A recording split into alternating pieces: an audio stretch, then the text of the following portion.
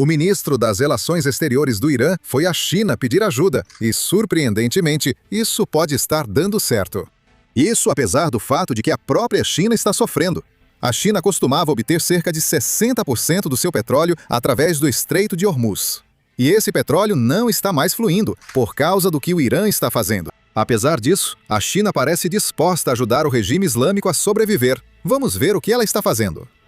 Para a China, o problema começou quando o Departamento do Tesouro sancionou a importante refinaria petroquímica Hangli. Ela processa cerca de 400 mil barris de petróleo todos os dias, tornando-se a segunda maior refinaria independente do país. Isso foi sancionado na última semana de abril, como afirmou o secretário do Tesouro, Bassem, ao impor sanções à refinaria. Ouça. Estamos fazendo parceria com nossos aliados do Golfo que, após terem sido atacados por quase 40 dias, estão muito mais dispostos a compartilhar as contas bancárias dos membros do regime iraniano e de seus países. Estamos entrando em contato com bancos, inclusive bancos chineses, para lembrá-los de que quaisquer bens iranianos e a compra deles são proibidos. E que os dólares seriam sancionados e que pressionaremos por sanções secundárias se houver algum problema. Agora, para responder a essas sanções, a China fez algo que não é tão comum.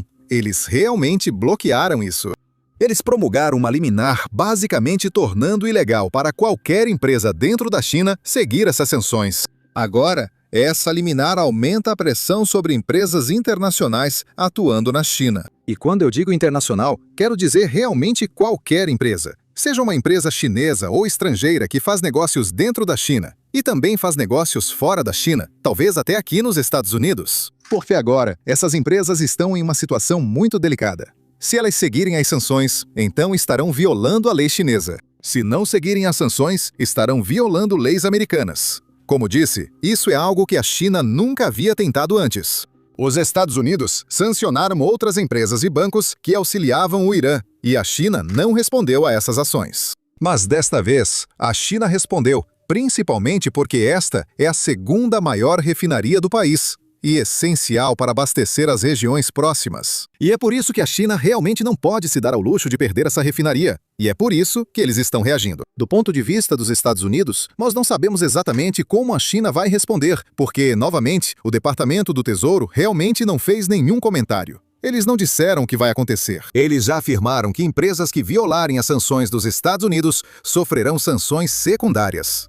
Isso foi dito pelo Departamento do Tesouro antes de a China impor a liminar. Não tenho certeza se eles vão fazer algo para arrumar confusão com a China. Porque, como muitos de vocês já devem saber, o presidente Trump vai visitar a China para se encontrar com Xi Jinping em, acho que, 15 de maio. Então isso está chegando muito em breve. Duvido que os Estados Unidos queiram causar incidentes internacionais antes da reunião. Ontem, o secretário de Estado Marco Rubio deu uma coletiva e foi questionado sobre isso.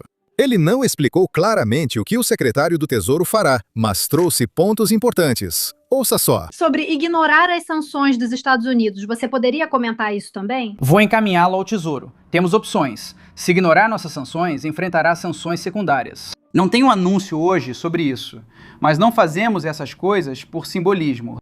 Sobre o primeiro ponto da visita, tudo certo. Espero que os chineses digam que suas ações no Estreito estão isolando vocês globalmente e que são vistos como vilões. Vocês não deveriam estar explodindo navios, não deveriam estar colocando minas, não deveriam tentar fazer economia global de refém. Espero que os chineses façam isso em particular, se quiserem, mas espero que transmitam essa mensagem a eles de forma direta. Como eu destaquei mais cedo hoje, a China é uma economia movida por exportações. Certo, não estou aqui para dizer o que é melhor para a China, mas isso é óbvio. A China é uma economia movida por exportações. Isso significa que eles dependem de outros países para comprar deles. Você não pode comprar deles, se não pode enviar para lá ou se sua economia está sendo destruída pelo Irã. Não é o Irã. A China tem interesse que o Irã pare de fechar os estreitos, pois isso também a prejudica. Então, só ontem à noite, tivemos o ministro das Relações Exteriores do Irã, Abbas Araghi, indo para a China. Esta é a primeira visita desse tipo. É a primeira vez que ele visita a China desde que essa guerra começou. Então, definitivamente é algo que todos estão de olho. especialmente considerando que a China é, relativamente falando, um dos maiores apoiadores econômicos do regime islâmico. Eles compram cerca de 98% do petróleo exportado pelo regime islâmico. Sem a China, não haveria economia no Irã, que depende fortemente do país. Ninguém sabe ao certo o que o Irã pede agora. Enquanto gravo na noite de terça-feira, não sabemos sobre o que vão conversar. Mas o que ocorreu antes de ele chegar à China é ainda mais interessante. O presidente Trump decidiu divulgar essa declaração, surpreendendo a todos. Agora, antes de analisarmos essa declaração, só um lembrete rápido para todos clicarem no botão de curtir e se inscreverem aqui embaixo. Isso nos ajuda no algoritmo e motiva a continuar trazendo notícias. Agora, vejamos essa declaração baseada no pedido do Paquistão e outros países. O enorme sucesso militar que tivemos durante a campanha contra o Irã. Além disso, como grandes avanços foram feitos para um acordo final com representantes do Irã, concordamos que, enquanto o bloqueio seguir em vigor, o projeto Freedom, o movimento de navios pelo Estreito de Hormuz, será pausado por um curto período de tempo para ver se o acordo pode ou não ser finalizado e assinado. Agora, isso foi chocante não só para mim, mas para muitas pessoas que estavam, você sabe, acompanhando tudo o que estava acontecendo. O principal motivo do choque foi que ontem vários integrantes do gabinete deram declarações, dizendo que este é um grande projeto humanitário dos Estados Unidos, o projeto Freedom, e que continuará. Navios estão presos no Golfo Pérsico devido às ações do Irã no Estreito de Hormuz, e os Estados Unidos vão ajudá-los a sair. E como vocês devem se lembrar, há cerca de 2.000 navios que estão presos no Golfo Pérsico há aproximadamente 2 meses. Mais de 2 meses agora. Acho que já faz 2 meses e 1 semana. Além disso, esses 2.000 navios, com cerca de 20.000 marinheiros, estão ficando sem suprimentos e tudo necessário para sobreviver, presos em uma rota marítima internacional. Por isso, iniciamos esse projeto humanitário e dissemos isso publicamente quando o presidente Trump começou.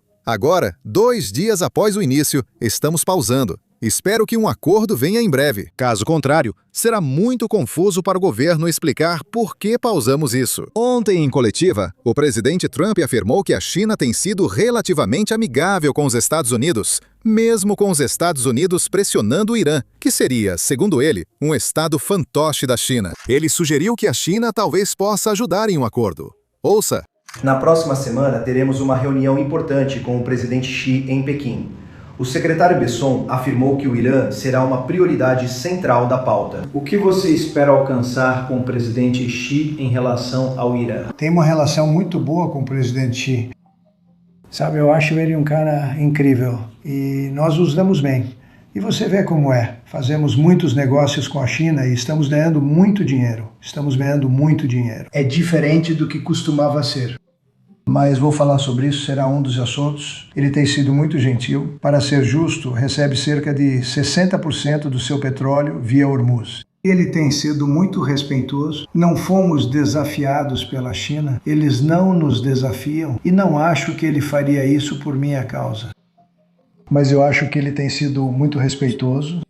O que deixa a situação ainda mais confusa para quem acompanha é isso. Enquanto o presidente Trump está dizendo que o acordo com o Irã está muito perto de ser assinado, tivemos o secretário de Estado Marco Rubio dizendo que nem sabemos com quem estamos negociando, porque o Irã está sendo comandado por diferentes facções. Então, nós não sabemos exatamente quem detém o poder. Ontem, vimos isso quando a Guarda Revolucionária Islâmica atacou os Emirados Árabes Unidos. E o presidente iraniano ficou irritado com isso e declarou publicamente que não apoiava o ataque. Existem facções disputando o poder no Irã.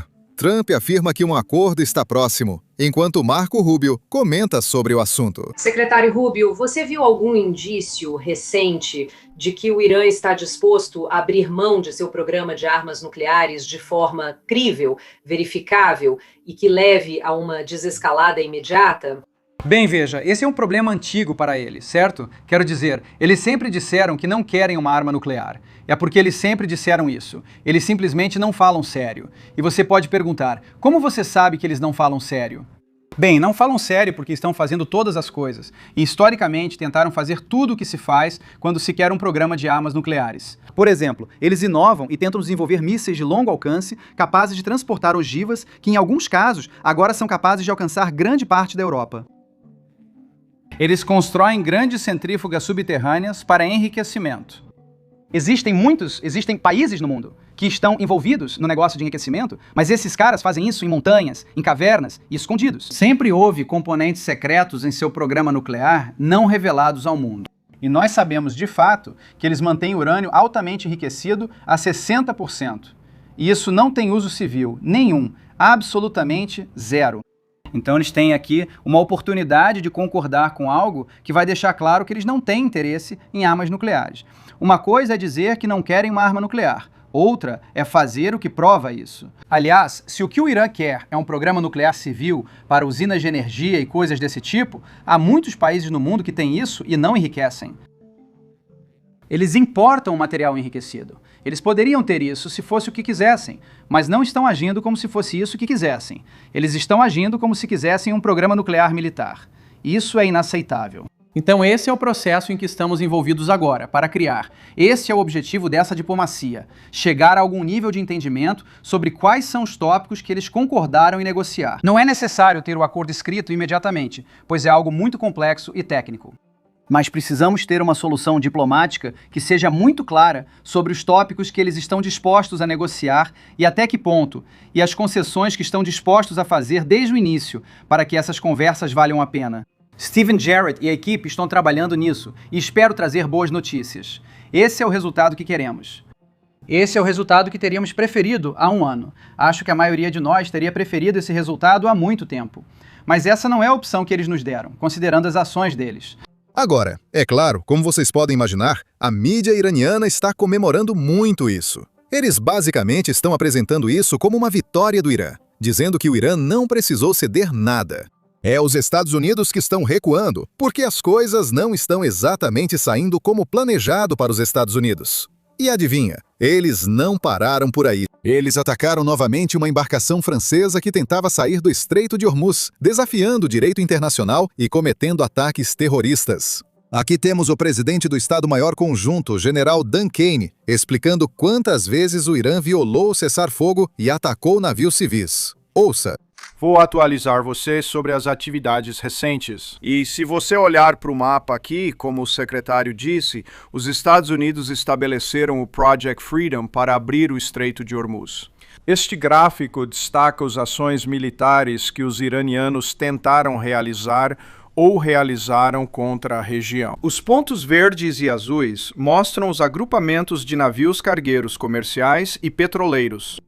E os Estados Unidos estabeleceram uma presença significativa sobre o estreito aqui para garantir o livre fluxo do comércio, observando que o bloqueio ainda continua ao longo do flanco leste.